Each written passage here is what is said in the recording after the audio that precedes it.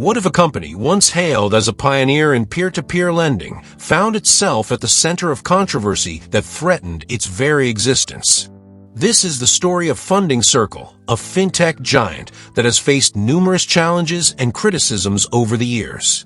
Let's dive into what makes Funding Circle so contentious. Funding Circle was founded with an ambitious goal to revolutionize small business lending by connecting borrowers directly with investors. It quickly gained popularity for offering faster and more accessible loans compared to traditional banks. However, beneath its innovative facade lies a complex web of issues that have led to significant backlash. One of the most recent and notable controversies surrounding Funding Circle involves its small business lending company, SBLC, license in the United States. In April 2023, Funding Circle received this license from a Small Business Administration, SBA, allowing it to participate in key SBA lending programs like the 7A program. However, this approval was met with skepticism by lawmakers who questioned whether Funding Circle had sufficient capital to support such operations. Lawmakers like Representative Roger Williams and Senator Joni Ernst expressed concerns about how granting this license could impact the integrity of SBA's flagship programs.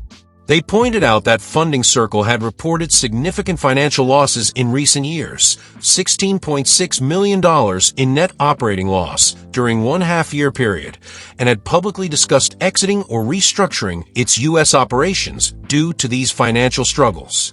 Funding Circle refuted these claims by stating that any discussions about selling off parts of its U.S. business were merely strategic moves aimed at securing more capital for growth.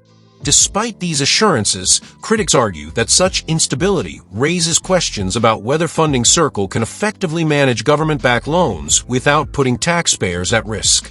Another area where Funding Circle faces scrutiny is in how it handles loan settlements and repayments for borrowers who opt for early repayment options or dispute settlement figures provided by them. There have been cases where borrowers felt they were not treated fairly regarding interest rebates or payment applications during disputes over loan settlements. Moreover, Funding Circle has been involved in legal battles concerning personal guarantees on loans sold through their platform.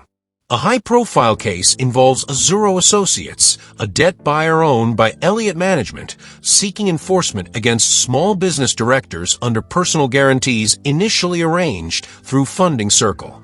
The core issue here revolves around potential flaws in documentation processes used by Funding Circle when transferring rights related to personal guarantees between parties.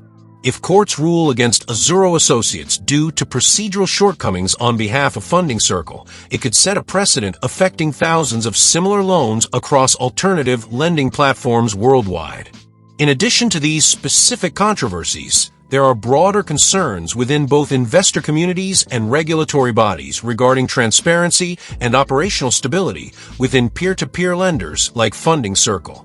For instance, retail investors who once enjoyed returns up to 10 to 12% on property loans began questioning investment viability after defaults increased significantly, a trend exacerbated during economic downturns when creditworthiness becomes increasingly volatile among borrowers. In response to some of these challenges, particularly those related to market volatility, Funding Circle decided last year not only did they need more capital, but also announced plans to permanently close their retail platform for new investments, including buying/selling through secondary markets as part efforts towards stabilizing operations while focusing resources elsewhere within their portfolio. With all this said about controversy surrounding one major player within fintech space today, we see just how delicate balance between innovation disruption versus maintaining trust remains crucial, especially when dealing sensitive areas such as finance industry. With that said, thanks for watching.